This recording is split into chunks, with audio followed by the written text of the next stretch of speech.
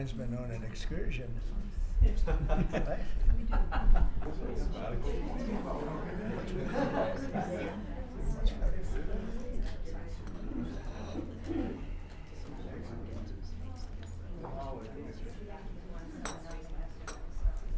Hi, how are you?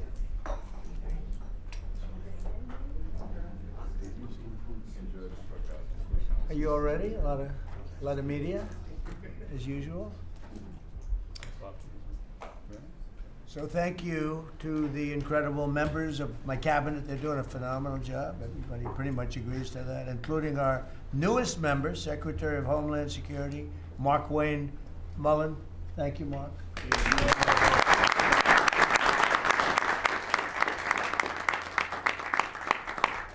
And we all know him very well, and he was a very popular senator, very effective senator. Effective probably being the more important word. JD, don't you think? Yes, sir. And we wish you a lot of luck. Thank you. I think you do fantastically well. Congratulations to you. You have an amazing family that were here yesterday in the Oval, sworn in. His family's amazing, so thank you very much.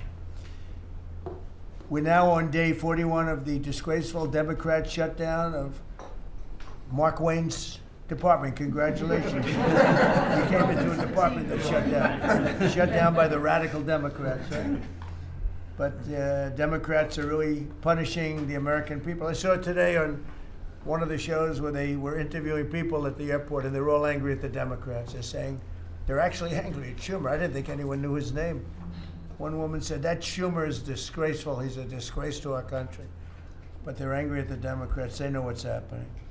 But they're punishing the American people, including travelers at airports, all in the quest to return to open borders and give amnesty to illegal alien criminals. They want to give amnesty to some of the criminals that came into our country, just about all of them, actually, if you look at it. They love sanctuary cities, which is a sanctuary for criminals.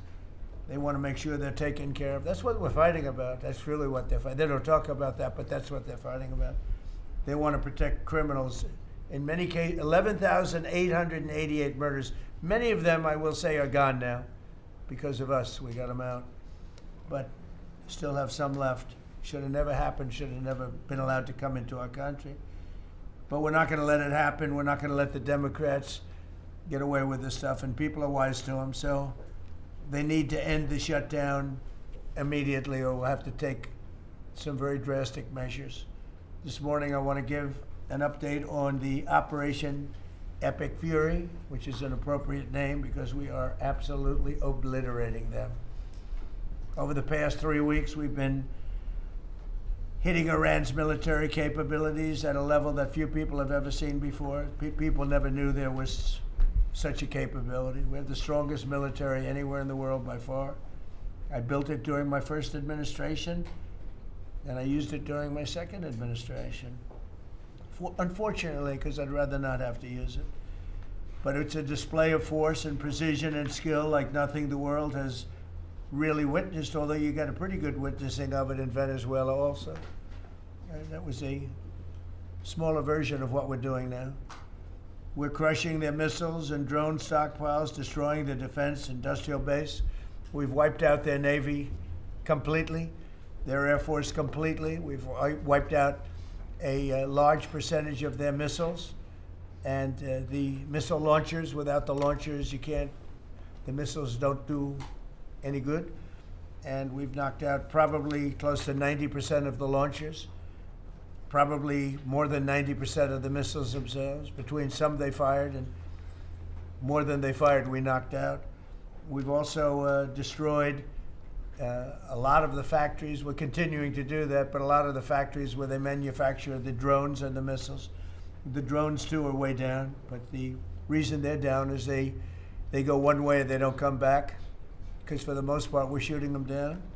But we also are able to, we've really done tremendous damage to the places where they make them. And just so we set the record straight, because I've been watching the Wall Street Journal's fake news and all these stories that get printed like, oh, I want to make a deal. They are begging to make a deal, not me. They're begging to make a deal. And anybody that saw what was happening over there would understand why they want to make a deal. But they say, oh, we're not talking to them. Anybody would know that. And only a total fool. And they're not fools. They're very smart, actually, in a certain way. And they're great negotiators. I say they're lousy fighters, but they're great negotiators. They are begging to work out a deal. I don't know if we'll be able to do that. I don't know if we're willing to do that. They should have done that 4 weeks ago. They should have done it 2 years ago.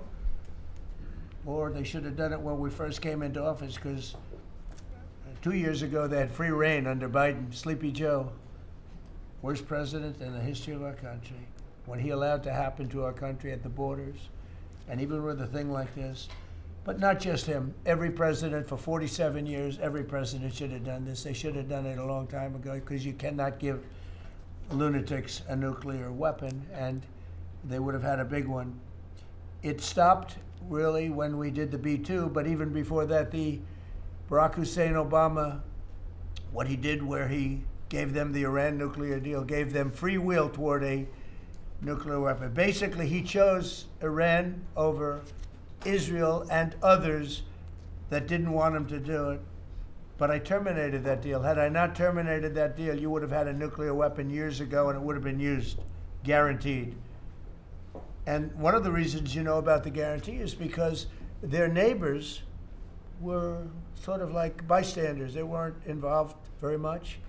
They didn't choose heavy sides. They didn't want to, because people were concerned with Iran. There was a big black cloud over the Middle East. They were concerned, but all of a sudden the war starts, and they start shooting at these five countries. They start shooting at Qatar, Saudi Arabia, UAE, Kuwait, Oman. They start shooting at them, and everybody was shocked, including us. You know why? Because they're sick, and they had a plan to take over the Middle East. And some of those missiles that were shot at them were locked long before we even started this process. They were locked and loaded and aimed at those countries. They wanted to take over the Middle East. But we happened to come along, so it wasn't so easy. So right now their Navy is sunk in the largest elimination of a foreign Navy that has taken place, maybe ever, but certainly since World War II. Their Air Force is gone. Their anti-aircraft and communications capabilities are totally dismantled. And one of the problems they do have when they deal with us is we deal with people, and the people aren't able to communicate with anybody else. So, because all of their leadership has been gone. The first level is gone, and they met to pick a new level, and they're gone. They're all gone because they didn't make a deal, and because they're sick people. They're really sick. They're really sinister, sick people. And if anybody thinks it was okay to have a group of people like this to have nuclear capability, nuclear weapons, and if we didn't attack with the B-2 bombers, they would have had a nuclear weapon within 2 weeks of that, maybe 4 weeks. But between 2 and 4 weeks, they were planning to have a nuclear weapon. If we didn't hit them at that time with the B-2 bombers, and one of the great air raids in history, maybe the greatest. Dark at night, no moon, no light. Every single bomb hit its mark and just obliterated that place. So it's now buried deep under earth. And it was an amazing thing, but they would have a nuclear, and they would have used it without question. And you know that because why did they shoot all these countries that weren't even really involved with them? They weren't involved. They had no big problems because they're sick, because they want to take over the Middle East, not just Israel. Certainly Israel would have been the first on their list. They would have used nuclear weapons, a nuclear, you don't need too many of them, but they would have used a nuclear weapon on Israel, and they would have used it on the neighbors, and then they would have come after us. And if we had a weak president, they would have done great damage. But fortunately, you don't have a weak president. I knew what was happening. And I think we've been proven right. They took one missile, went 2,500 miles. They supposedly didn't have a missile like that. They had no missile with that capability. But they shot the now famous Ireland, the island that the UK was very afraid to give us because they didn't want to get dragged in. But we don't want to get dragged into their wars either. It's one thing we're very disappointed, I'll say it publicly, we're very disappointed with NATO because NATO has done absolutely nothing. And I've always said, 25 years ago, I mean, I was somebody that wasn't a politician, but I was always involved in politics and I understood politics. I said 25 years ago that NATO's a paper tiger, but more importantly, that we'll come to their rescue, but they will never come to ours. And I want you to remember that we said this. They didn't come to our rescue. Now they all want to help. When they're annihilated, the other side is annihilated, they said, we'd love to send ships. They actually made a statement, a couple of them, that we want to get involved when the war's over. No, it's supposed to get involved when the war's beginning, or even before it begins. We had the UK say that we'll send, this is 3 weeks ago, we'll send our aircraft carriers, which aren't the best aircraft carriers, by the way. They're toys compared to what we have. But we'll send our aircraft carrier when the war is over. I said, oh, that's wonderful. Thank you very much. Don't bother. We don't need it. And we don't need it, and we don't need them. We estimated it would take approximately 4 to 6 weeks to achieve our mission, and we're way ahead of schedule. If you look at what we've done in terms of the destruction of that country, I mean, we're way ahead. Think of it, they have no Navy, and they had good ships. 154 ships have been shot down and are resting very nicely at the bottom of the sea. And we did that in a matter of less than a week. Because we have the greatest military in the world by far, nobody even close. So we estimated it would take approximately 4 to 6 weeks to achieve our mission. 26 days in, we're extremely, really a lot ahead of schedule. The Iranian regime is now admitting to itself that they have been decisively defeated. They're saying to people, this is a disaster. They know it. That's why they're talking to us. They wouldn't talk otherwise. But they're talking to us because they've got a disaster in their hands. They're defeated. They can't make a comeback. We're free to roam over their cities and towns and destroy all of their crazy nuclear weapons and missiles and drones that they're building. Oh, we're doing that. They now have a chance to make a deal, but that's up to them. And they'll tell you, we're not negotiating. We will not negotiate. Of course they're negotiating. They've been obliterated. Who wouldn't negotiate? They are begging to make a deal. We'll see if we can make the right deal. And if they make the right deal, then the strait will open up. Hormuz Strait will open up. And even now, we don't know if there are any mines. You know, they have 22 they call mine droppers. Think of it. Who would have 22 mine droppers? There's a boat that drops mines. Who has 22 mine droppers? Except for people with very evil intention. So every one of those mine droppers has been struck with the same weapon we used to stop drugs from coming into the United States of America. When we hit those boats, it's the exact same weapon, extremely effective. We have unlimited supplies and extremely effective. But they have no more mine droppers. By the way, speaking of drugs, we're 98% down drugs coming in by water, by the ocean, by the sea. 98%. And we're trying to find out who are the 2% because we think they're the bravest men anywhere in the world. Maybe women. But whoever's on those boats is very brave or doesn't watch television. But where drugs coming in by sea, coming in by water, are 98% down. And now we'll stop the drugs coming in by land. The land is the easy one. You had to stop the water. A lot of it came in through water. Now it's all pinched. And these people are trying to come in by land. And we will, that's it, that's the easy one. But we had to take care of the water first. Nobody's coming in. Virtually nothing is coming in anymore. It was hundreds of millions of dollars a week were coming in by water. But they now have the chance, that is Iran, to permanently abandon their nuclear ambitions and to chart a new path forward. We'll see if they want to do it. If they don't, we're their worst nightmare. In the meantime, we'll just keep blowing them away, unimpeded, unstopped. Well, there's not a thing they can do about it. They can't do anything about it, you know. I tell you, if they could, you'd be hearing about it.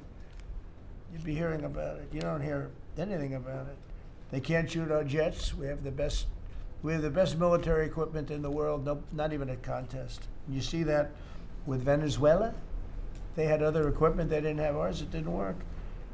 Didn't work. Think of it, we did the situation in Venezuela, it was a great military operation, getting a very, very dangerous man who's killed a lot of people, forced people into our country. Incredible. He emptied his prisons in Venezuela, emptied his prisons into our country, and I hope that charge will be brought at some point, because that was a big charge that hasn't been brought yet. It should be brought. He emptied his prisons into our country and was a major purveyor of drugs coming into our country. And he's now been captured and I guess be given a fair trial. But I would imagine there are other trials coming, because they've really sued him just in a fraction of the kind of things that he's done. Other cases are going to be brought, as you probably know. In the meantime, with Iran, we're going to keep doing what we've been doing, and nobody's a match for the United States, but they're not a match for the United States. It's small potatoes. That's why I'm so disappointed in NATO, because this was a test for NATO. This was a test. You can help us. You don't have to, but if you don't if you don't do that, we're going to remember. Just remember this in a number of months from now. Remember my statements. They have an expression, a great expression: never forget. Can never forget. So as we end threats to America abroad, we're focused here at home on building the greatest economy in the history of the world. Now, before this started, the Dow hit 50,000, the S&P hit 7,000. Both of those achievements were not achievable. Every one of you, most of you, I guess, said you'll never hit 50,000 during a 4-year period because it was too high a number. Well, we hit it in our first year. And I said, well, now we have to take an excursion to Iran, and we have to stop this maniac who's no longer with us. The supreme leader wasn't so supreme, no longer with us. It's very sad.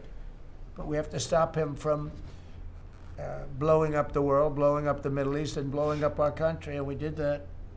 And frankly, I thought the oil prices would go up more, and I thought the stock market would go down more. It hasn't been nearly as severe as I thought. I think they have confidence in maybe the American president and maybe the people sitting around this table. But Americans filing their taxes this year are receiving record-setting refunds. It's been a very big story. Well, it should be a big story. I don't think you write about it that much, but I speak about it. I speak about it because if I speak about it, at least people hear. You don't write about it. You don't write about the drug prices going down. It'll be going down 30, 40, 50, 60%, 70%. Favored nations. Called most favored nations. We're going to be paying the lowest price anywhere in the world. Before we paid the highest price in the world, Bobby, right? And now we're going to pay the lowest price in the world. That's quite a difference. It's a difference of from 40 to 70 and 80 and even 90%. That's a pretty big difference. But we're slashing regulations, and investment is pouring in from all over the world. We have the most investment of any country in history has been put into our country in the last year. And again, we had to take a little detour. Won't be long. Going to end soon. We had to take a little detour, go to Iran, and we had to put out a fire. Very dangerous fire that could have blown up big portions of the world, if not the whole thing.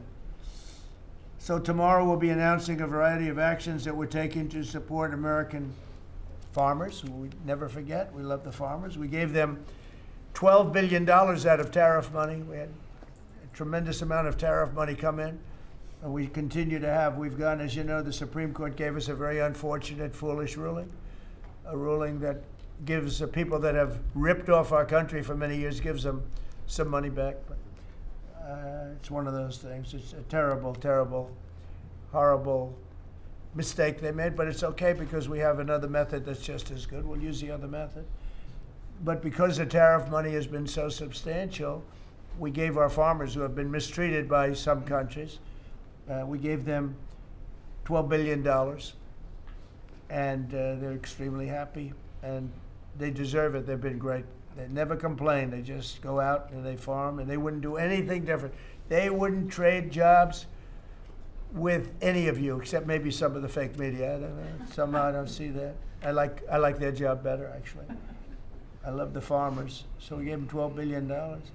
So in just a few moments, Treasury Secretary Scott Bessent will discuss the actions that we're taking to address energy prices, which have not gone up as much as I thought, Scott, to be honest with you. And, it's not over, so maybe it'll go up a little bit more.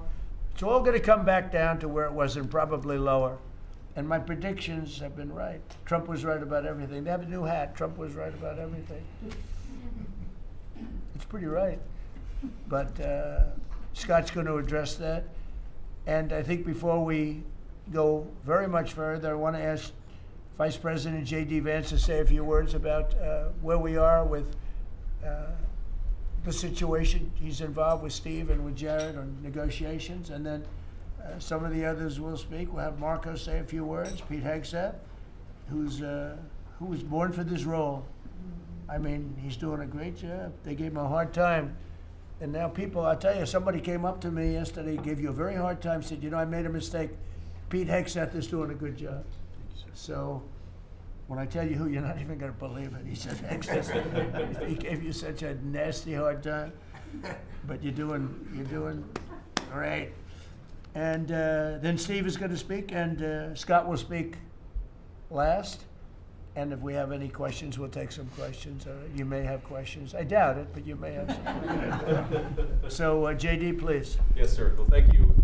It's good to see everybody. Proud to be part of this team. Proud to be serving the president of the country. Let me just say a couple things. The first of all is the president summarized this very ably. But look, the Iranian conventional military is effectively destroyed. They don't have a navy. They don't have the ability to hit us like they could have even a few weeks ago. And what that does is that gives us options, Mr. President. Now, there's been a lot of reporting about diplomatic options, about negotiations. There's, of course, Pete and his team. There are further military options. But what we have now that we didn't have when the president took over just a little over a year ago is the ability to use every tool at our disposal to ensure that Iran doesn't get a nuclear weapon. Because when I say options, I think it's important the American people know options for what? And it's options to ensure that Iran never has a nuclear weapon. You talk about people who walk into a crowded supermarket and have a vest on, and they blow up the vest and a couple of people get killed, and that's a terrible tragedy. What happens when what's on the vest is not something that can kill a couple of people, but can kill many, many tens of thousands of people? That is the most important American national security objective that exists for any administration at any time, is you don't want the worst people in the world to have a nuclear weapon. That's why the president is doing this. That's why the president cares so much about this particular issue. I'll let Steve talk a little bit about the details of the negotiation, but the last thing I'll say before I turn it over to Marco is I'm very mindful, of course, that we have a lot of folks overseas fighting very ably for the United States of America. I know Pete and the whole team, we're very proud of them, but they're fighting at a time where we are about to enter as Christians the most important week of the Christian calendar, the Holy Week that celebrates the return of Jesus Christ to Jerusalem. And so I want to say to all of my fellow American Christians, but particularly those serving in the Gulf, that I wish you all a very blessed Easter, a very blessed Holy Week, and we continue to stand behind you and continue to support you every step of the way. Thank you, sir. Thank you very much. Marco? The most important job any president has is to keep the American people safe. And every president says it, but we have a president that means it and does something about it. As the president outlined very clearly to the world on the night this operation began, Iran has been at war with the United States for 47 years. For 47 years, Iran has been killing Americans and attacking Americans across this planet. And other presidents had an opportunity to do something about it.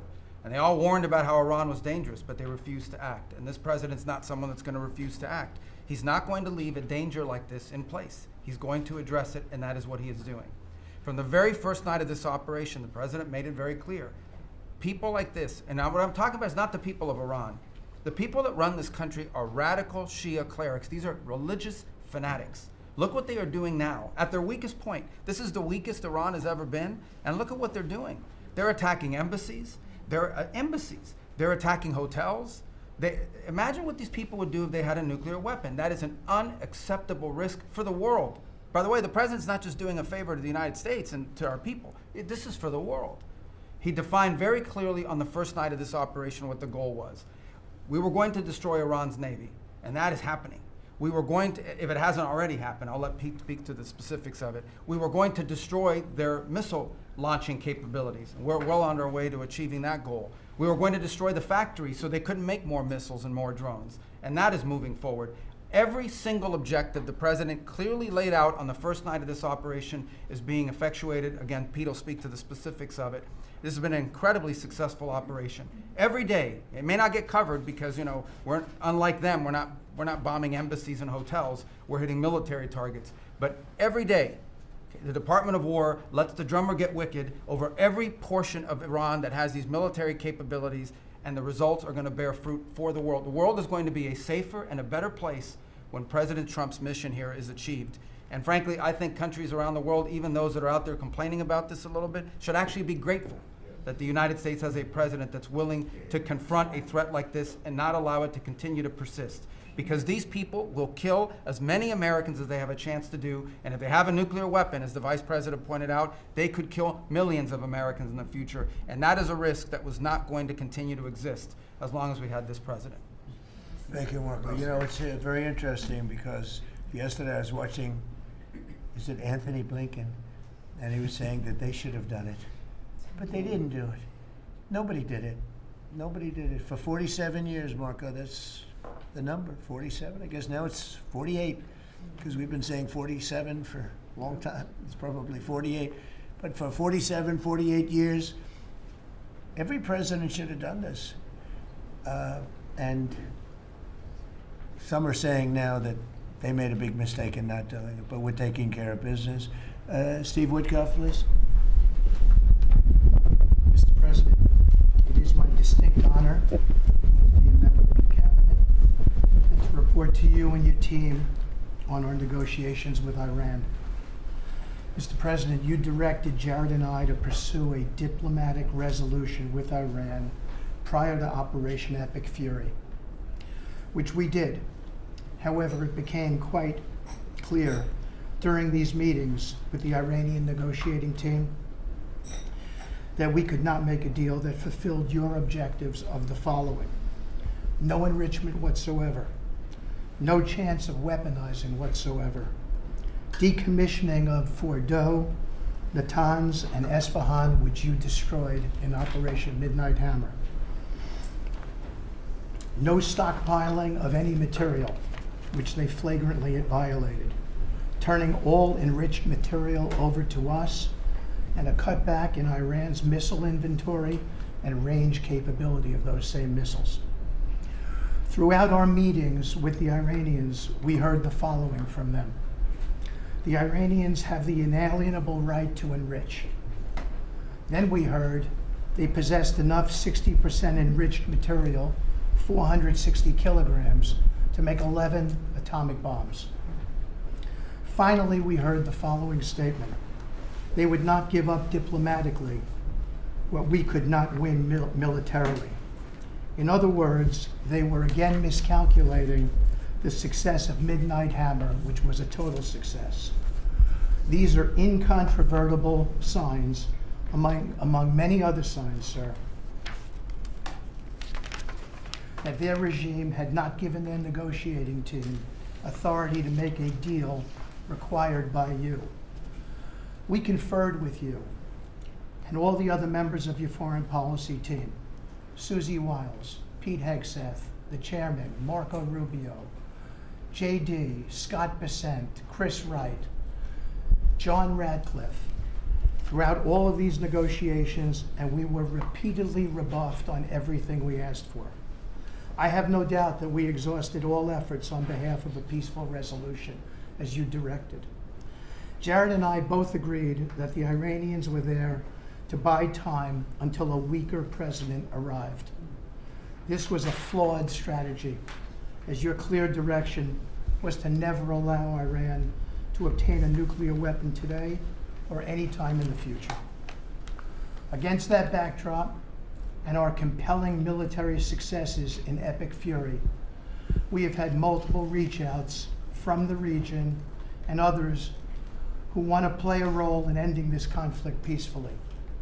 I can report to you today that we have, along with your foreign policy team, presented a 15-point action list that forms the framework for a peace deal.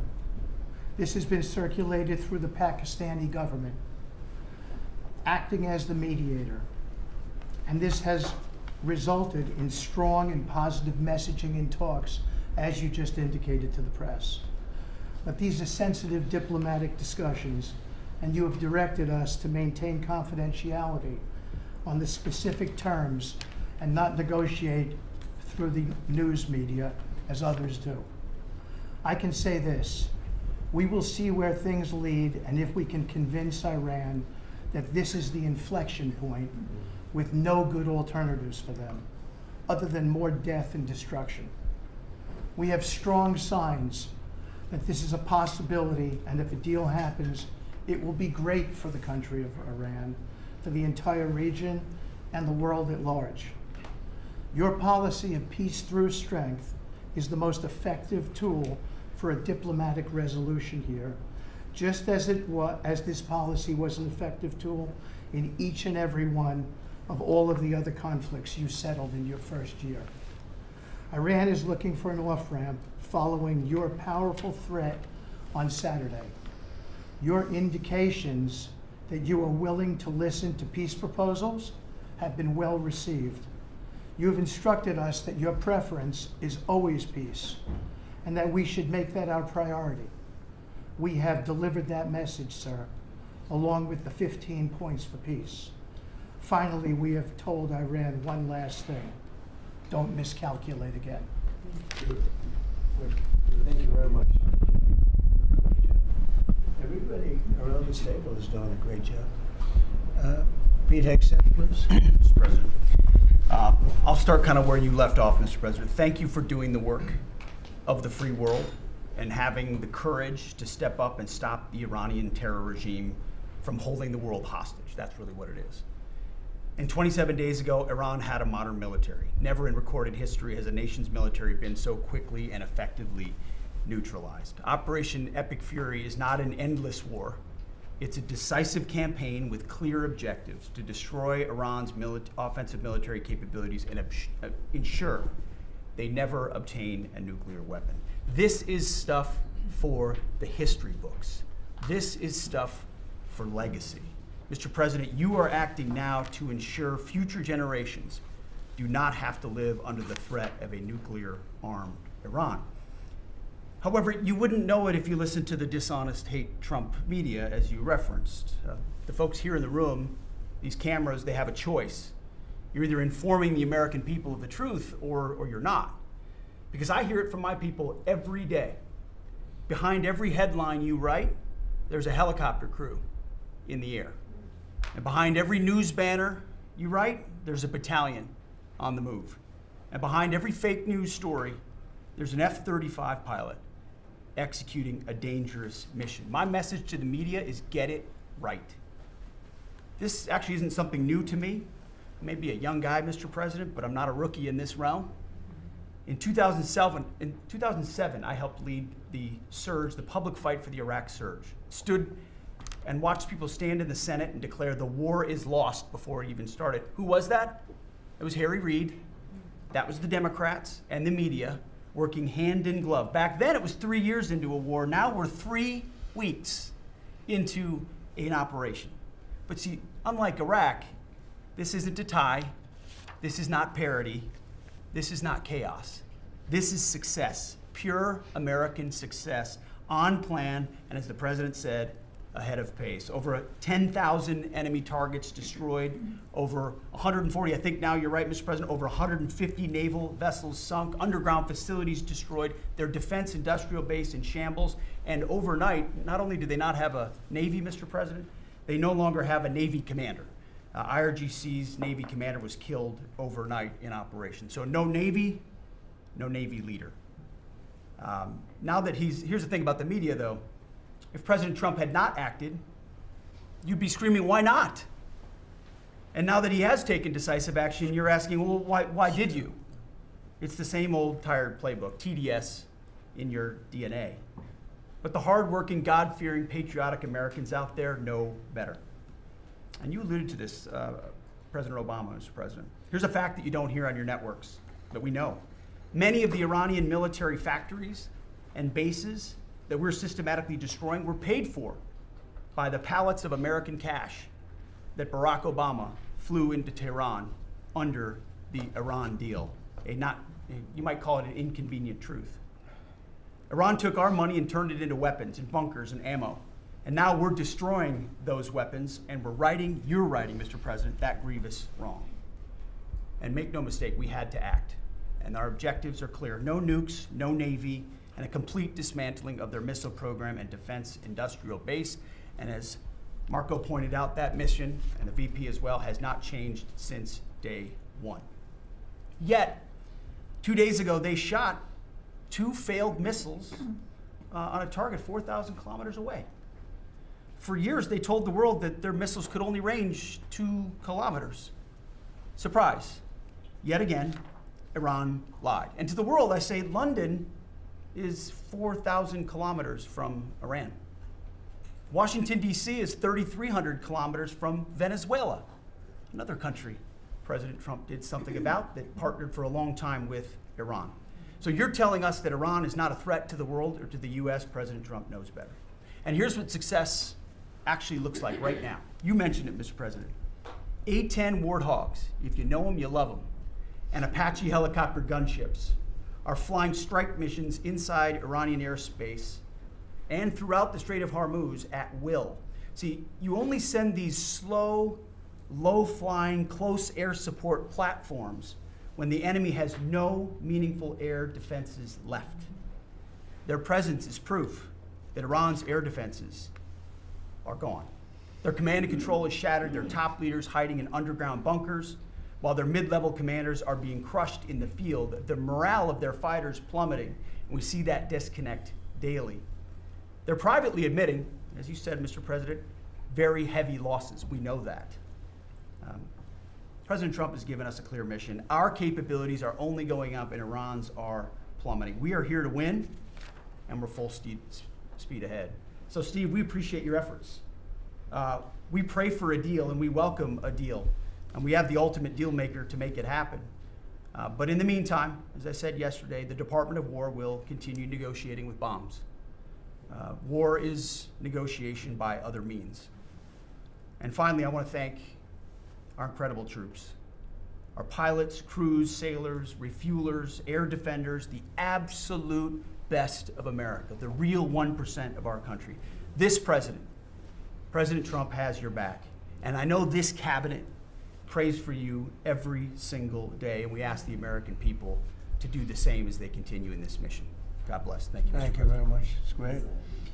I think before I ask Scott to say a couple of words, it would be great if people like the mayor of Chicago and the governor of Illinois would say, please come in and stop the crime. A beautiful young lady was killed the other day, and the father was a very good friend of Dan Scavino, and he took it very hard. Dan took it very hard, like the father, friends. They grew up together, and it's a young lady whose life would be saved if we did what we did as an example in Washington, D.C., which is now a safe city. All the time, people come up to me in the building, people that work here, they say, thank you so much. I know immediately what they're talking about. They're able to walk to work. They walk to work. You all walk to work. Some of you were mugged. I know you told me stories. Some of you were mugged. One person in particular was viciously mugged in the group right here. It's not happening anymore. You have a safe city. Louisiana, the governor of Louisiana called me, could you help me with New Orleans? They just had the Mardi Gras. He said it was the safest Mardi Gras we've ever had. Sounds terrible to say. No murders. You know, it sounds like, who would say this? No murders. But they always had murders. They had a lot of crime during Mardi Gras. He said virtually no crime. We had the troops down there. Memphis, Tennessee, I just got back. We were there. Crime is down 75%. in a short period of time. We're there 5 months. We could do that for Chicago. We could do that for New York. We could do that for LA.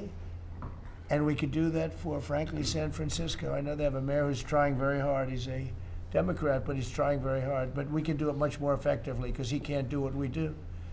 He can't take people out from the city and bring them back to the country from where they came, where they were in prisons. They were allowed to go in prisons. They were drug dealers, the highest level drug dealers, murderers, 11,888 murders. We do things that they can't do. I had friends calling me up from San Francisco. Could you give him a chance? I said, absolutely. If you want, I'm going to give him a chance. And he's trying. He's doing okay, but we could do much better. We could make it a lot safer than it is. San Francisco, a great city, was a great city, could quickly become a great city again. But, you know, they're going very slowly. I tell my friends they're very substantial people. They're in a certain business where people have made a lot of money. I don't know, I hope that lasts. But they have a tremendous potential. It was one of the greatest cities in the world. Now it's got a lot of crime. And the mayor is really trying. Again, a Democrat trying. And I spoke to him. He just wants to have a chance. And I said, we'll give you a chance. But we can solve it very quickly. This young lady would be around today if we were around, because we have nobody coming through our border. I mean, literally for 9 months, it's zero. It's hard to believe that number can be possible because millions of people came in through Biden. But nobody even tries. We don't have the caravans of thousands, 25, 30,000 people pouring into our border. They come up in caravans. We don't have caravans anymore. There's no such thing anymore. It's a name that I think I developed, but somebody developed it, but I think it was me. I thought it was inappropriate. And thousands of people would come up and just barge into our country, totally unchecked, totally unvetted. And this man came in, Dan, right? And he came in through the ridiculous open border of Biden. If we were there, the election was rigged. What are you going to do? Came back, big comeback. But if we were there, we wouldn't have had people coming through. It's amazing. You know, it's so easy now because everyone knows they're not getting through. We don't have any caravans. Once they know that, when it was easy to come through. When I heard that they had an open border policy, I said, boy, this is going to be, I couldn't believe it. But when it was actually, you know, it dawned on me because I had built 1,000 miles of wall. And we were finishing up some, and he didn't want to finish it up, Biden. I said, they really do want to have an open border. And we got it finished. But that young lady would be alive today. And she'd be alive for another reason, because we would have the National Guard in Chicago and in New York and in other places. And they love doing it. It's like training, to be honest. It's actually training. I never want to take them out of D.C. I mean, maybe somebody later on will do it, but I never want to take. You know, the people, they look, they say, we feel so good, we feel so safe. We see these beautiful, strong people, and they're so nice. They help, they open the doors for people. They carry bags. They pick up paper when they see paper on the ground.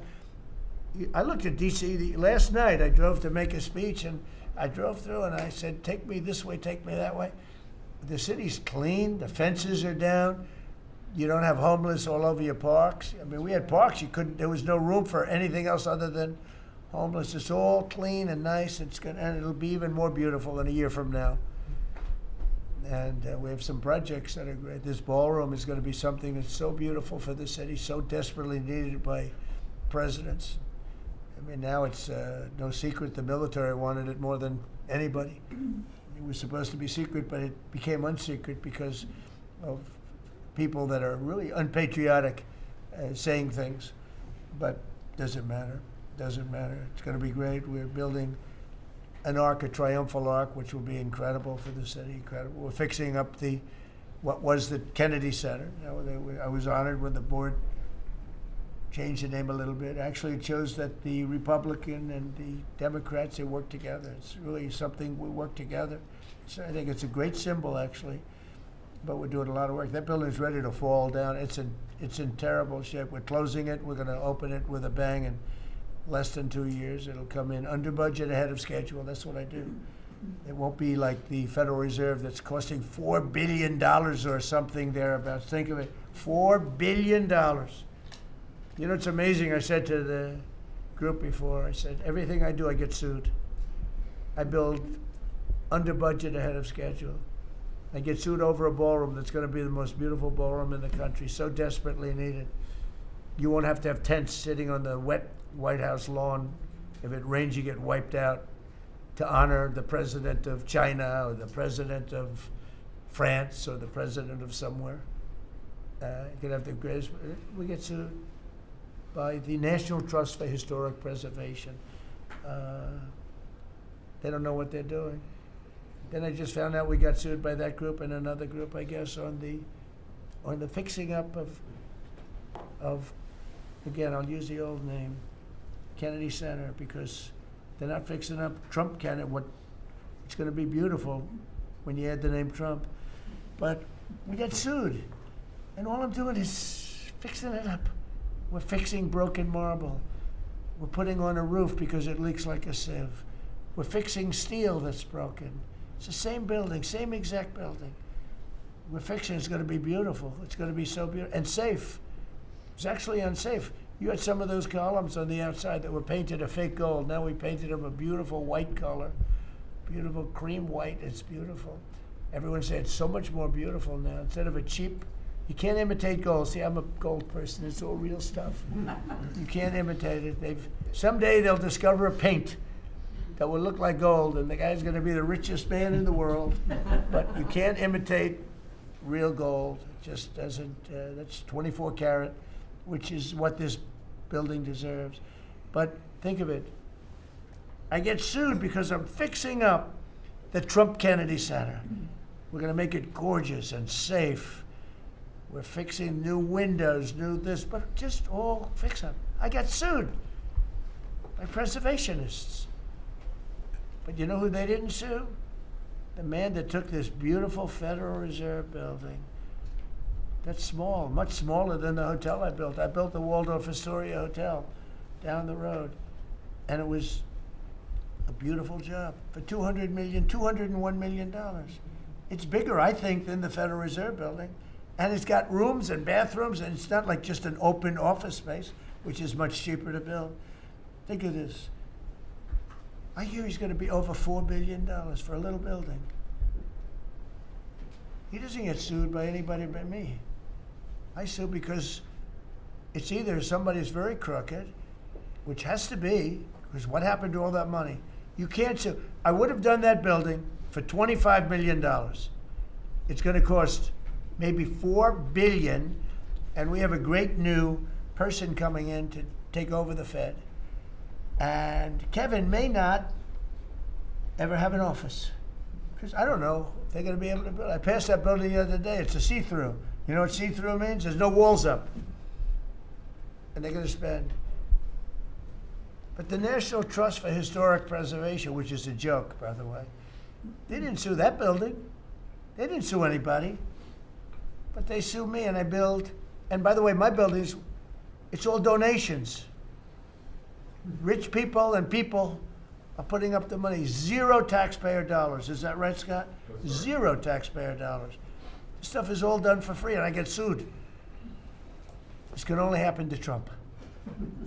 But they don't sue the guy whose interest rates are too high. That's why we call him Too Late. His name is Jerome Powell. We call him Jerome Too Late Powell. And done a terrible job.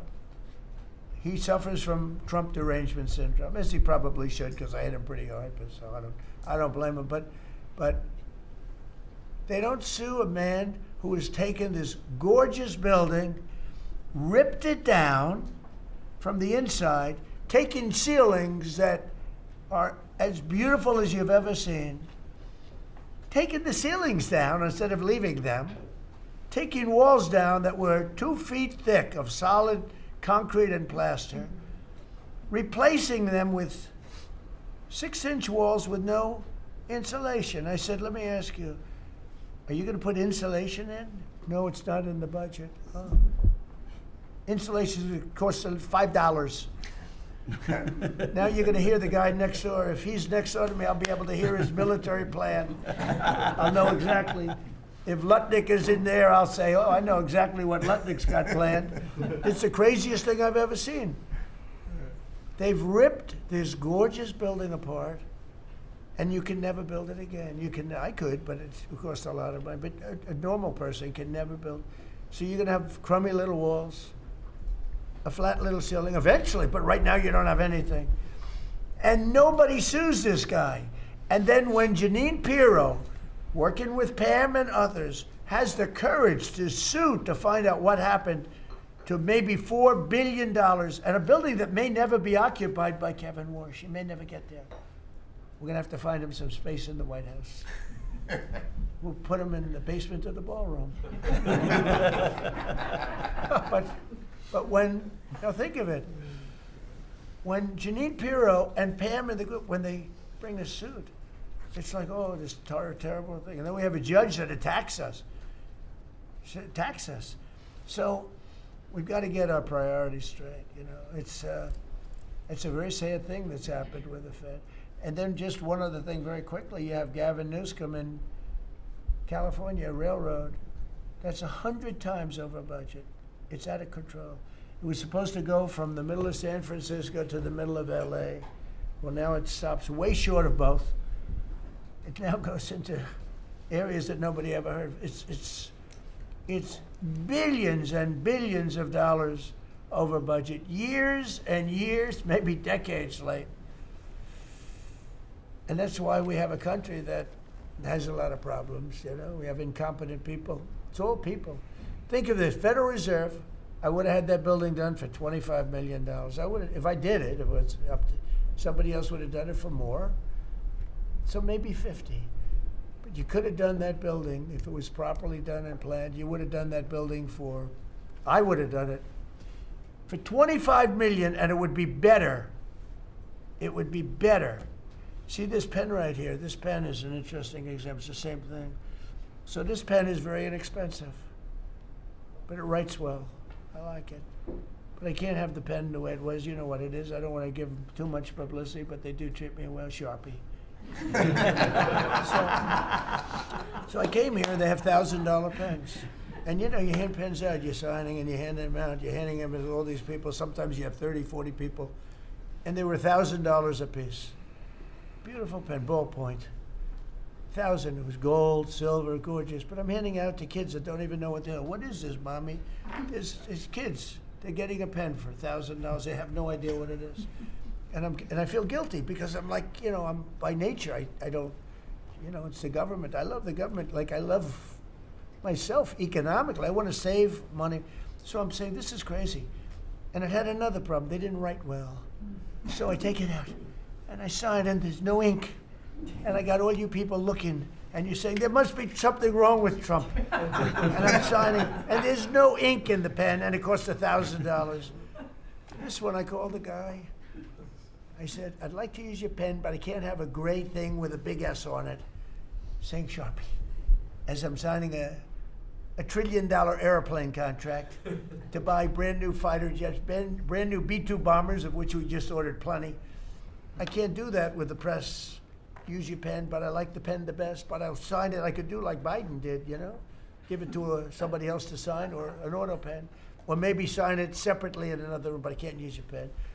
He said, "Well, I can make it nicer." I said, "What can you do?" He said, "I'll paint it black." I said, "That's nice, and I can even paint the White House on it, sir, if you like, in gold, almost real gold, not bad. And I can even do your signature, sir."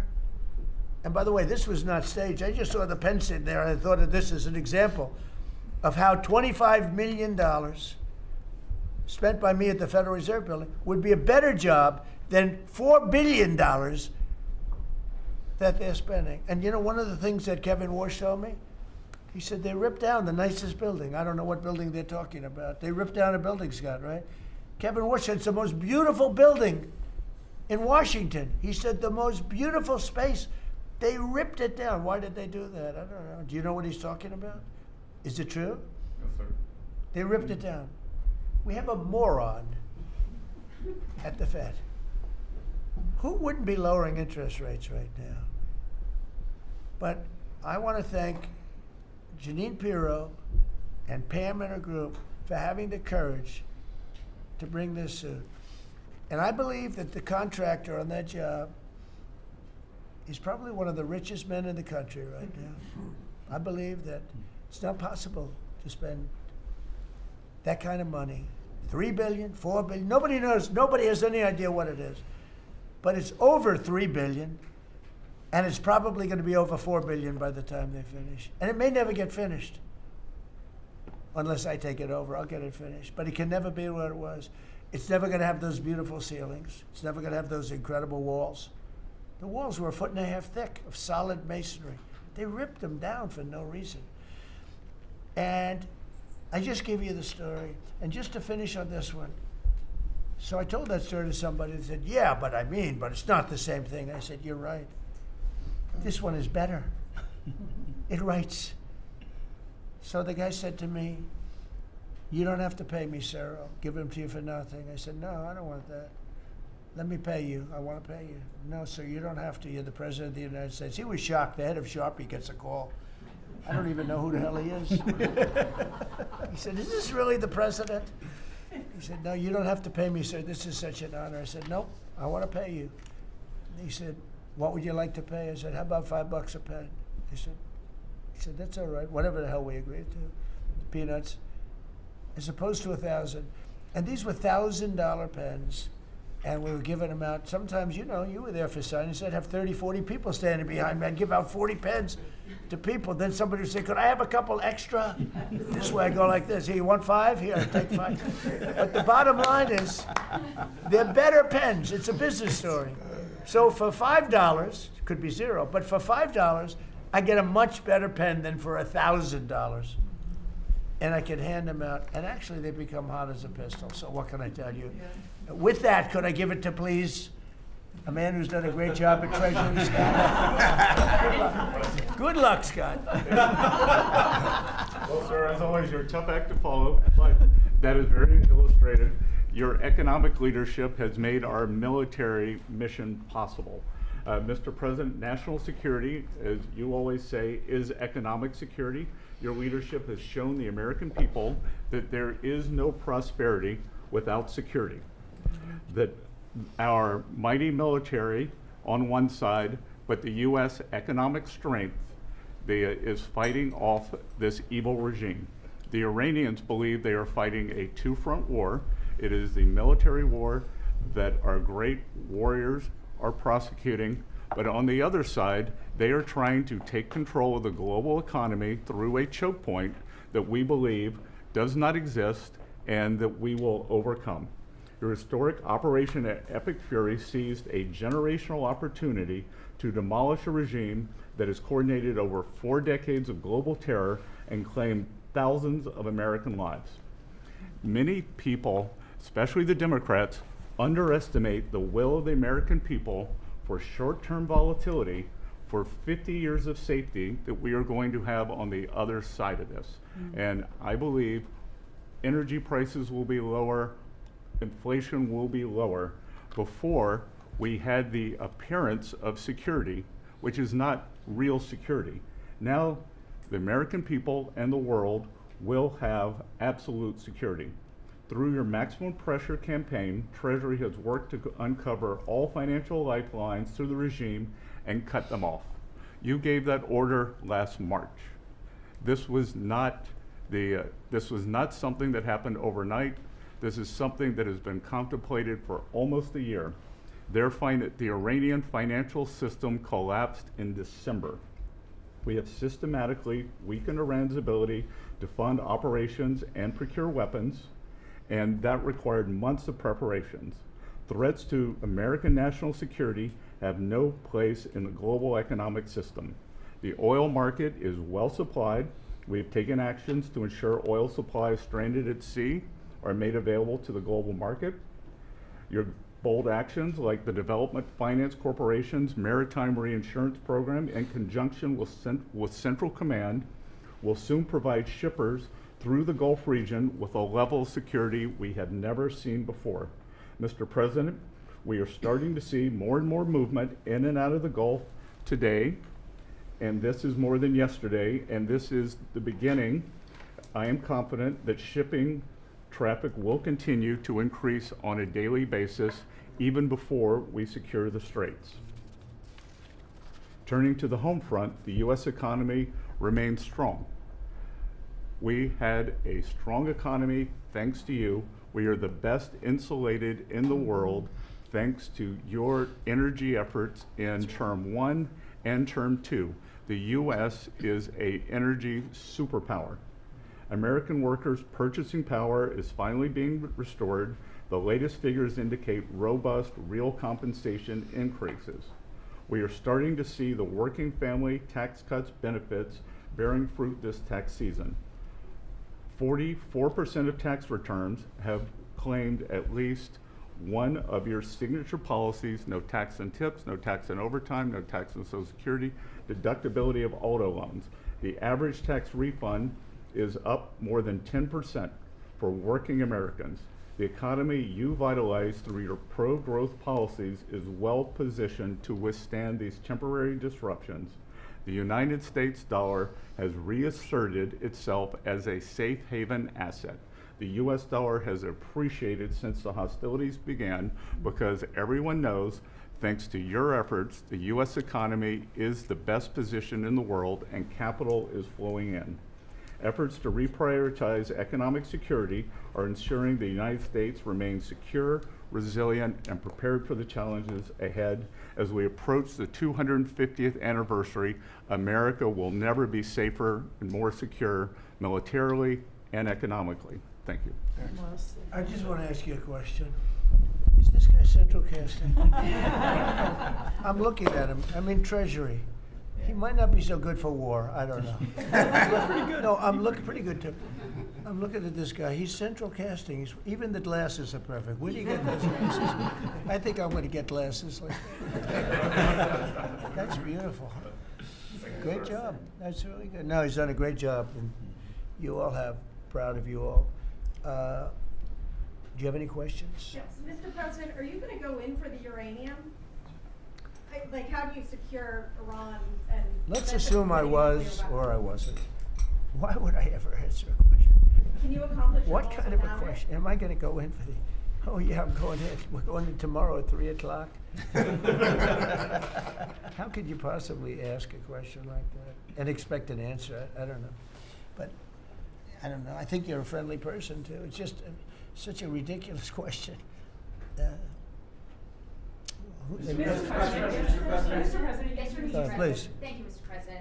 There's been a report that potentially the U.S. is looking at diverting some munitions, air defenses that were meant for Ukraine to the Middle East. Is there any accuracy to that? Is that something you're considering? Well, I'd have to ask you, but we do that all the time. You know, we have tremendous amounts of ammunition. We have them in other countries, like in Germany and all over Europe. We have, you know, we're packed, and sometimes we take from one and we use for another. We helped Ukraine. It's, Biden started, and he gave $350 billion away. Too much, way too much. And we sell it now to NATO. We sell it to NATO, and they probably give it to Ukraine. Mostly, I think they give it to Ukraine, but we get paid for everything that we give. We don't give anything anymore.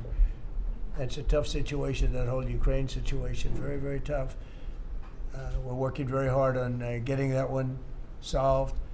It doesn't have any impact on us, virtually nothing. In fact, if anything, I mean, we sell a lot of equipment for that unfortunate war. 25,000 people died last month, 25,000, mostly soldiers. Some in the towns, but for the most part soldiers. They're dying. Nobody's seen anything like it since World War II. It's a terrible situation, and hopefully that's going to get settled. You know, I settled 8 wars. And many of them, I think, were more difficult than this one. In theory, they were more difficult, but there's tremendous hatred between President Putin and President Zelensky. Tremendous hatred. I've seen it before, but I've never seen it maybe to this extent. And I think that's calming down a little bit, and I think we have a chance of getting it done. But it doesn't affect us. Thousands of miles away. That's why when I heard the head of Germany say, "This is not our war," about Iran, I said, well, Ukraine's not our war. We helped, but Ukraine's not our war. I thought it was a very inappropriate statement to make. But he made it. You can't erase it. But he felt that way. I said, well, Ukraine's not our war. And it's not, but I would like to see all those young people stop being killed. I mean, they're being killed. It's like a slaughterhouse. What's happening there is horrible. 25,000 on average. Last 2 months ago was 31,000 people died in 1 month, Marco, right? I said, it's getting crazy. It's getting worse. Think of it, 31,000 soldiers, both Russian and Ukraine, died 2 months ago, 25,000 last month. And if I can solve that, it would be a great honor to do it. I wish it could have gone faster. I solved other ones in 1 day that have been going for 32 years.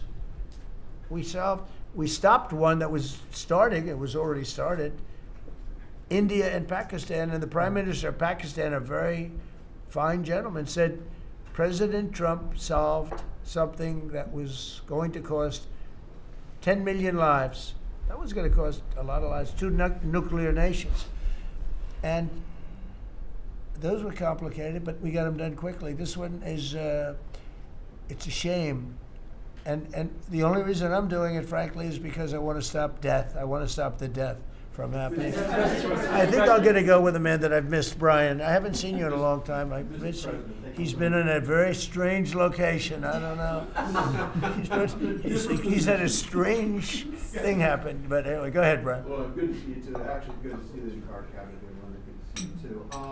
You talked about gas prices coming down. Yeah. Obviously, they will. But would you ever consider suspending the federal gas tax in order to kind of temporarily alleviate some? Well, some people should do that. As an example, in California, every time prices go down, his prices go up because the gas tax is bigger than the tax itself, bigger than the product itself. It hasn't. I mean, we've thought about it, I guess, but honestly, when I did this, I knew it was going to be a little bit. We had the greatest economy ever. We had the greatest stock market in history. I said, we're going to take a little bit of a hit, a short-term hit. It's going to end up going much higher than it was, in my opinion. I said we're going to have a great stock market. Nobody thought we could get to 50,000 or 7,000 in the respective indices. Nobody thought that was going to happen, but it did in the first year. They said it couldn't happen in 4 years, that you wouldn't hit 50 in 4 years, but you could maybe get close. We hit it in the first year. And I said, this is a good time to solve a problem that you had to solve. And that's what I did. But the gas tax, people have talked about it. It's something we have in our pocket if we think it's necessary. And if I can follow real quickly, you just recently took off, Secretary Duffy, 17,000 truckers off the road that quite frankly could not speak English, which is a safety issue. Yeah. Could we ever extend that to Uber drivers, Lyft drivers, cab drivers, for someone who takes a lot of Ubers? A lot of my drivers can't speak Oh, English. well, that's not good. I didn't like that. Go ahead, John. So that's a really good point. The problem is that our states are the ones that issue these licenses. So with commercial driver's licenses, we do have some federal control. But again, we have thousands of people who can't speak the language, long-standing rule, and it's a safety issue, right? If you can't understand road signs, if you can't communicate with law enforcement when you're pulled over and communicate what's on your rig, huge problem. But the last administration, Mr. President, they let truck driving schools self-certify that they were qualified to train truck drivers. And so this is like the Leering Center. So you pay $800 and you get a certificate that you passed a CDL driving school, and again, they have no skills. They don't have the knowledge, and they don't have the skills. They haven't gone through any of the testing. And then they get licenses, and they're killing Americans on our roads. So it's remarkable, the rot that the last administration allowed to take place. We are ending that, and I need partnership with our states. Even California started to come on board. Even Gavin has started to play ball with us, which is surprising. Not all the way, a little bit of ball. Mr. President, It's interesting because I just saw something that the nursing home business and the daycare centers in particular They went out and inspected them in Minnesota, and they didn't exist. They're knocking on, there happens to be a young man, Nick, nice young man. He's done a very good job. They're knocking on doors, and it's like homes. And they're getting hundreds of thousands of that. They didn't exist. And in California, it's worse. It's even worse. And I spoke with Russell Vought. I said, Russell, don't send them any money. He said, but we have a court order that we have to. Can you believe it? A judge. The judges are really hurting this country. Our judges, Justice Roberts doesn't like when I say it, but the judges are really hurting this country. And frankly, the justices, the Supreme Court, has really hurt our country too. Yeah. Mr. President, do you have a new deadline, given that there are some talks now? Do you have a new deadline before taking? No, I'll announce it. I mean, right now, you're talking about a deadline for doing some pretty big damage, even bigger than we've done. We'll see. Well, look, we have very substantial talks going on with respect to Iran, with the right people. You know, I told you about a present, right? Steve, can I reveal the present? You can do anything you want, sir. They said to show you the fact that we're real and solid and we're there. We're going to let you have 8 boats of oil, 8 boats, 8 big boats of oil. This was 2 days ago. And they'll sail up tomorrow. That was 3 days ago. And I didn't think much about it. And then I watched the news and they said, a very good anchor actually, happened to be Fox, but I watched it and he said, something's unusual happening. There are 8 boats that are going right up the middle of the Hormuz Strait. 8 big tankers are going loaded up with oil right through. And I said, well, I guess they were right, and they were real. And I think they were Pakistani flagged. Yes. And I said, well, I guess we're dealing with the right people. And actually, they then apologized for something they said, and they said, we're going to send 2 more boats. And it ended up being 10 boats. All right. I hope I haven't screwed up your negotiations, but I thought it was appropriate to say, because I did taunt you the other day by saying they're going to give us a present. There were 2 illegal immigrants who were arrested at San Francisco airport for ignoring deportation orders. At the same time, as you highlighted, really great reception from American travelers for ICE agents. Is there a PR aspect of this that can allow future deportations to go on with less protesting, less outrage? Yeah, it's amazing, because by putting ICE there, look, the press was very unfair to ICE. So was everyone else. These are great American patriots. They have a tough job. They have to find murderers and take them out of our country. I wouldn't want to do it. You wouldn't want to do it. Most people wouldn't want to do it. They do it. And, 11,888 murderers. And that's murderers. That's not drug dealers. That's not lots of other things. It's not people from mental institutions. Entire jail populations were released from major countries and let into our country through the open border. And ICE has done an amazing job. I wouldn't want that job. It's a tough job, dangerous job. So what happens is, by putting them at the airport, and I did say, do me a favor, take off your masks, and they did. For that, not for when they're looking for some, cold-blooded killers and they're in the net, but for that, and they did. They took them off. And the passengers, I see the interviews of people, they're saying, these are nice people. One person said, he's a very strong man, but he's a nice guy. He grabbed my bag. He helped a woman with a bag that she couldn't lift. And I'll tell you, I don't want to use the word rehab because there was nothing to rehab, but rehab from the press, because the press is so tough on them.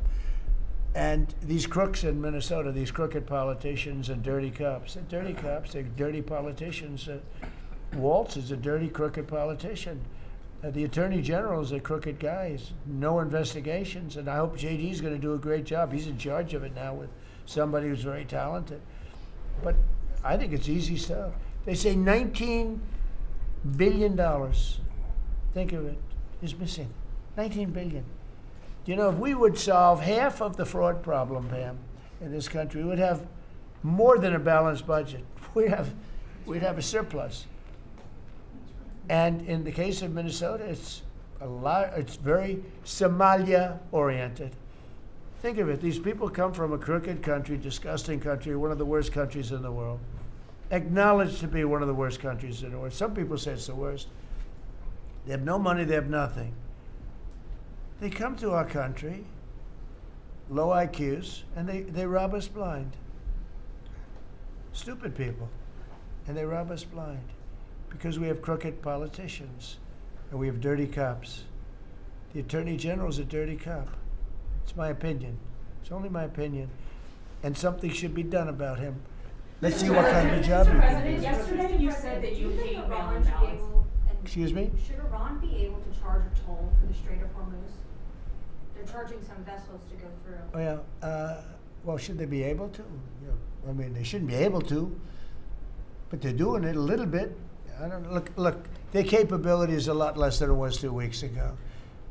And with every week and every day, frankly, it gets less and less. All I can tell you is they're begging to make a deal. So let's see what happens. We may make a deal. Tell me about mail-in ballots. Go ahead. You mean I used a mail-in ballot? You probably said, yeah, I did.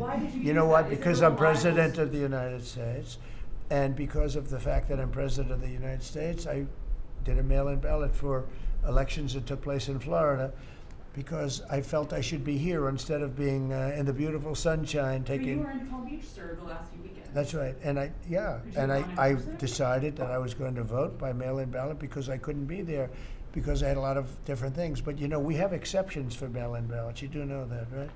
So if you're away, we have an exception. If you're in the military, we have an exception. If you're on a business trip, we have an exception. If you're disabled, we have an exception. And if you're ill, if you're not feeling good, whatever. So I was away, mostly in Washington, D.C., so I used a mail-in ballot. But I appreciate the question, because I know it was so well-meaning. Yeah. Mr. President, I actually just looked up the company that owns Sharpie, and they stock turned positive after you mentioned it. Question over it. By the way, they deserve it. Yeah, question over It's a it. good product. So you gave a 5-day deadline. With oil tankers going through the Strait of Hormuz, is that a condition to move that 5-day deadline? Well, we don't want anything impeded. We want ships to go through. We don't know that they've dropped any mines, by the way, because we blew up all their mine droppers, right? We blew up every one of them. They're going to have to take them out on a rowboat or something. I don't know how the hell they get out there, but we don't really know. You might speak to it. We don't know. There could be a few of them out there, but that's a lot. You know, if you have $1 billion ship and you get hit by a mine, it's not the greatest thing in the world. So if you think, the problem with that's not like you've decimated a military.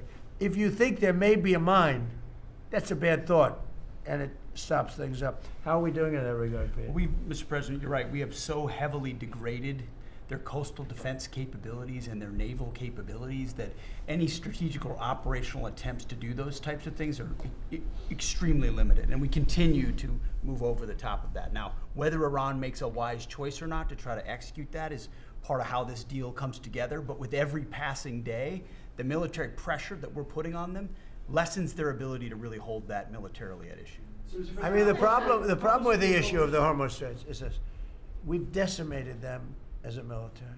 No Air Force, no Navy, very few rockets left. We blew up so many. Hard to manufacture them. Same thing with drones. The leadership is gone. The problem with the Straits is this: let's say we do a great job. We say we got 99%. 1% is unacceptable, because 1% is a missile going into the hull of a ship that cost $1 billion, right? So 1% is we can't. If we do a 99% decimation, that's no good.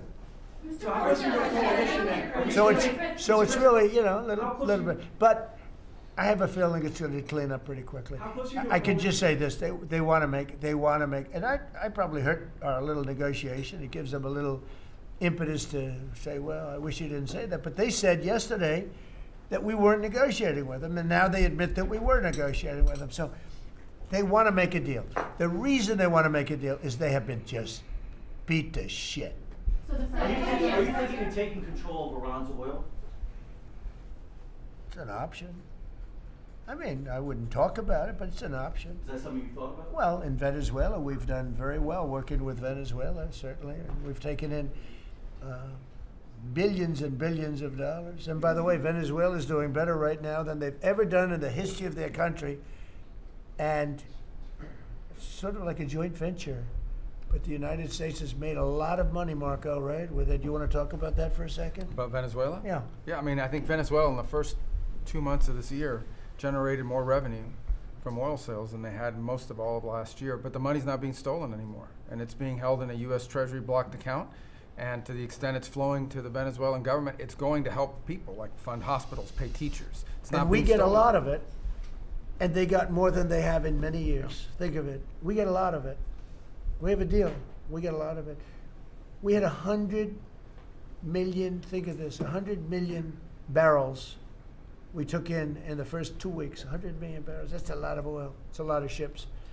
And we got some, and they got some. We paid for the ships. A lot of money left over.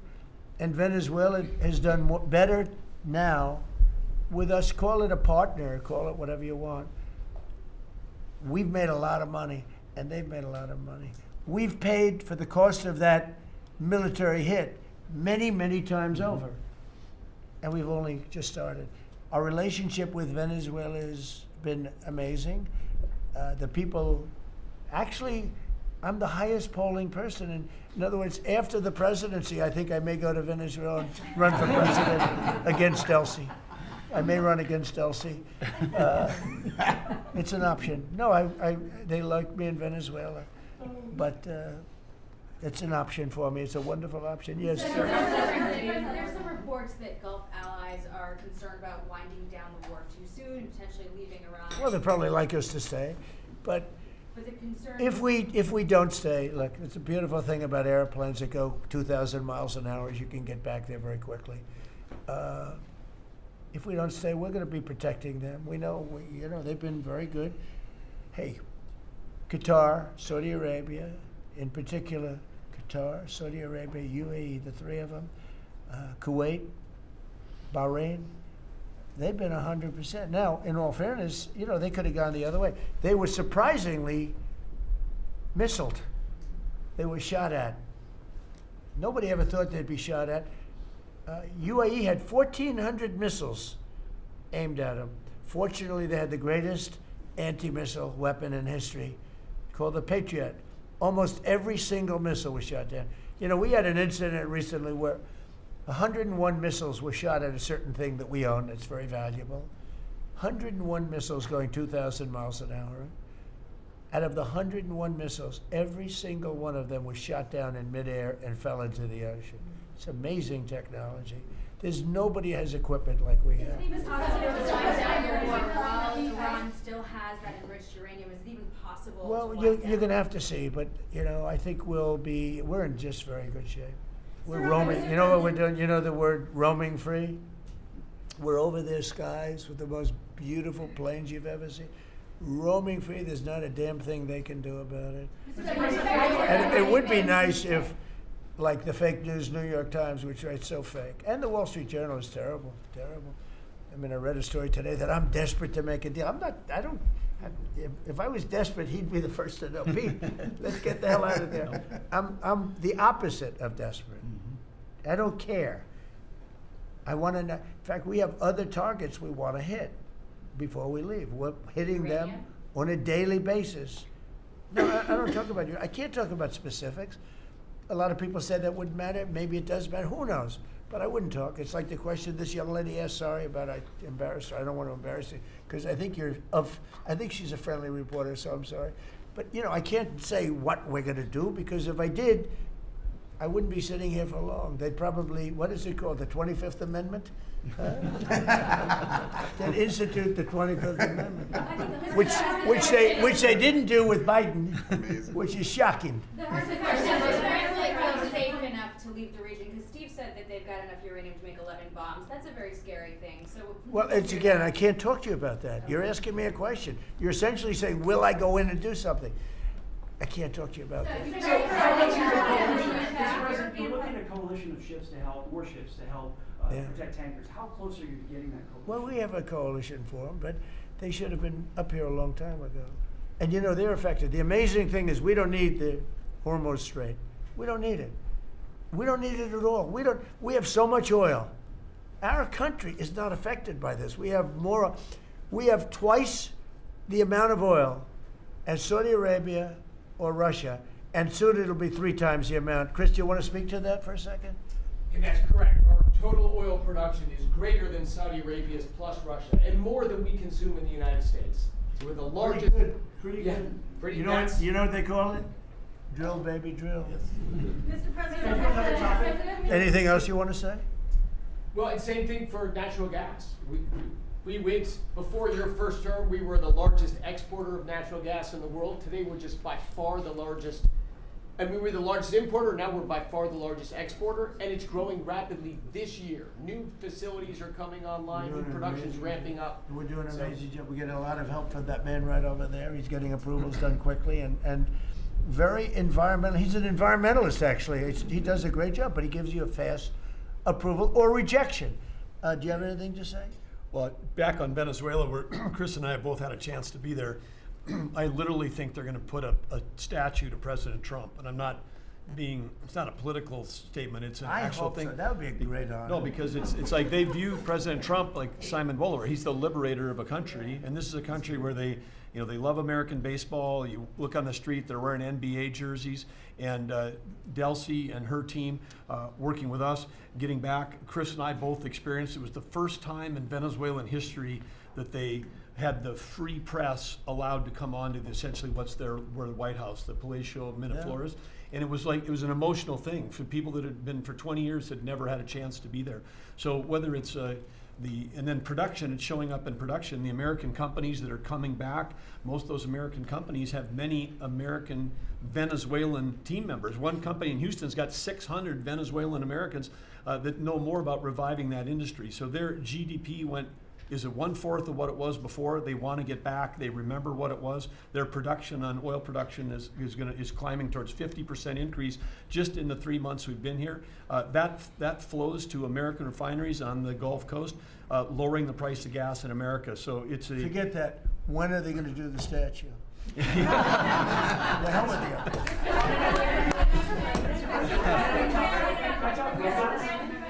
Thank you. You've been really honest about how disappointed you are in Sir Keir Starmer, particularly in relation to Iran. So I'm curious about your phone calls with him, how easy they might be. And also, were you surprised by Are we talking about Starmer? Yes. And are you surprised by how weak I think he's a lovely man. I do. I think he's a lovely man. But I think he did something that was shocking. He didn't want to help us.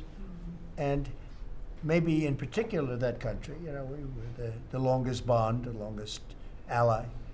Australia too. Australia was not great. I was a little surprised by Australia. I wouldn't say anybody was great other than the 5 countries in the Middle East.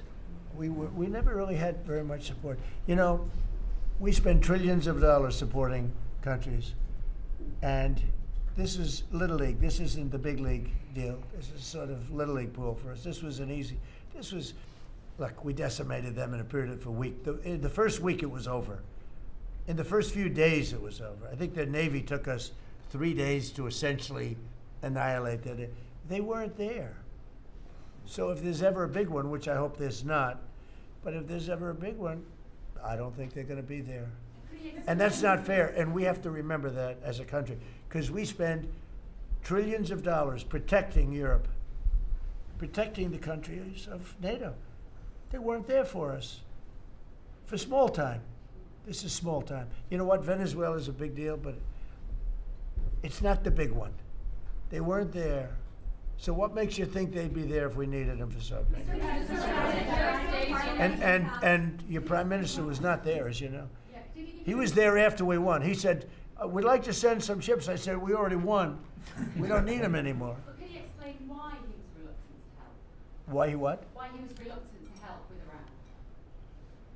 He didn't have to. I didn't ask him. I just said, just tell me no.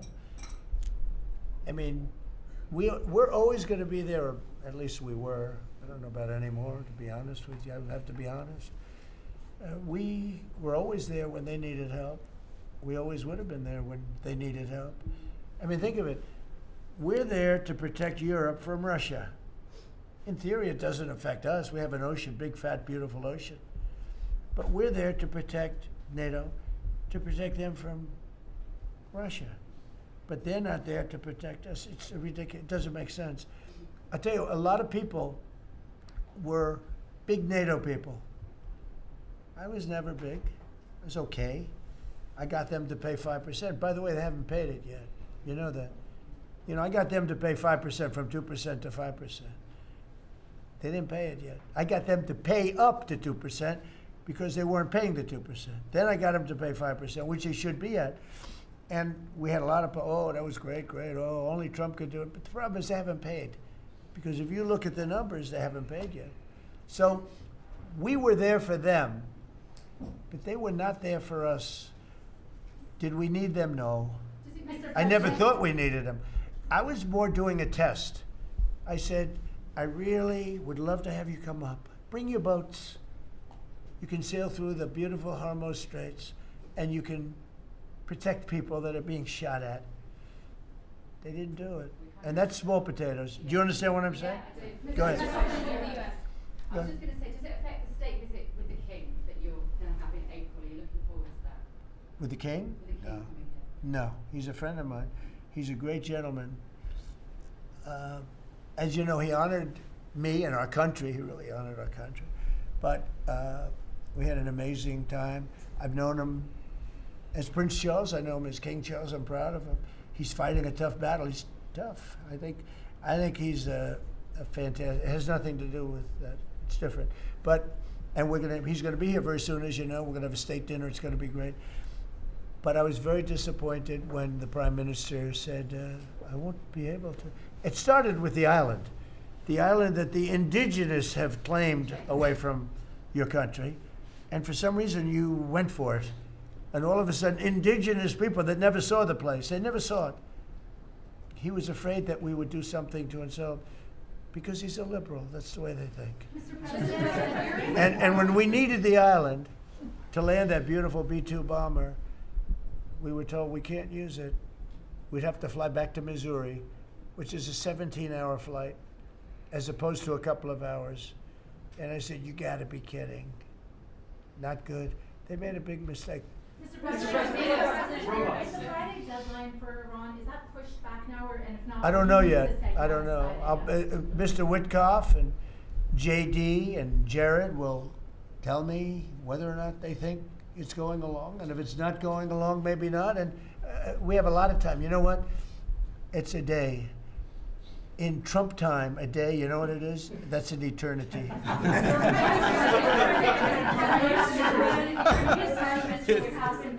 Say it, what? European Parliament just passed a major deportation plan. Some of the tenets of it are that member states can deport rejected asylum seekers to third countries regardless of whether they have a connection to it. It allows for detention periods of up to 2 years and also offshore return hubs or detention centers similar to ours. Who did this? Which country? European Parliament, and the vote was not close. It was 389 in Good. favor to 208 against. I'd vote. So I'd vote with them. Yeah. Europe is where you are now. Do you think that will move the needle with Democrats? I don't care about the Democrats. The Democrats hate our country. The Democrats are in chaos right now. And they have no common sense. You know, they have one quality that's amazing. They stick together. And it's harder because they stick together in a ridiculous policy like men playing in women's sports, open borders for everybody, including murderers and anybody else that want it. We're open to you. Come in, murderers. You know why they do that? They do that for a couple of reasons, but they do it for votes because they think they're going to vote for the Democrats. Even though I did great with the Hispanic vote, tremendous with the Hispanic vote. You know, I turned that whole thing around. The Hispanics like me and I like them. And you know, it's interesting with the Hispanics. When I built the wall, everybody said, oh, that's going to ruin us for the Hispanic. It was just the opposite. They know all about immigration and they know all about death and crime, and they're smart people and they have common sense. They wanted to be protected from the people that were coming into our country. So You know, I won the election with a very tremendous Hispanic vote, and I think it's higher now than it was then. So we're a party of common sense. The Democrats are a party of insanity. They're a party that will destroy our country.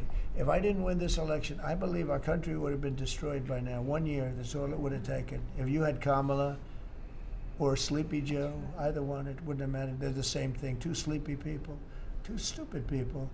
I believe, and by the way, Gavin Newsom, who is one of the candidates, I believe he took himself out of the running when he says he suffers from mental disability. And a reporter said it was terrible that I talked that way about somebody with mental disability. I said, I have no problem with it, but I don't want a person with mental disability to be my president. I mean, you don't want to have a person with mental disability being your president. And Gavin Newsom said that he can't read a speech. He can't do almost anything. And then he said he's as dumb as all the people in the room. And he got accused of being a racist, which was an amazing set. I thought it was the worst interview I've ever seen anybody give. He's actually a very stupid person. So I believe he's out of the running. I think that statement, that interview, he admitted that he's a stupid person. I don't want a stupid person being president. You know, I'll say it right now. I say it because no press never reports it. I'm the only president that ever took a cognitive test. I took it 3 times. It's actually a very hard test for a lot of people. It wasn't hard for me, but it's a cognitive test. It starts off with an easy question, and by the time you get to the middle, it gets tougher. By the time you get to the end, very few people can answer those questions. They get very tough, mathematical equations and things. I took it 3 times. I aced it all 3 times in front of numerous doctors that I have no idea who they are. And I was told when I went in, they said, Doc Ronnie told me this. My current doctors were fantastic doctors. They said, well, if you take it, you know, it's Walter Reed. It's essentially a public hospital. And if you do badly, it's probably going to get out. But I aced it. I got them all right. And one doctor said, I've never seen anybody get them all right. I've been doing the test for 20 years. I want people, I would love to see anybody that's a president or a vice president or anybody that has any chance of being a president, I would like to see them take a cognitive test, because we had a man in this office that had no clue what was happening. And let me give you a little secret. He wasn't a smart man 30 years ago. And I'll tell you about President Obama. He wasn't a smart man either. I know all about him. He wasn't a smart man, highly overrated. He was a great divider. And our country can't go through that anymore. Can't go through. We have done an amazing job. I had to do a little stopover. I call it an excursion.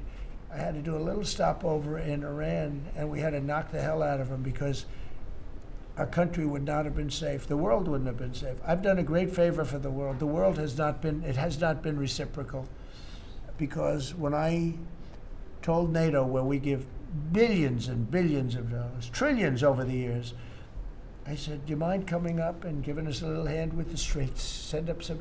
They didn't want to get involved. And I believe that's going to cost them dearly. Thank you very much, everybody. Thank you.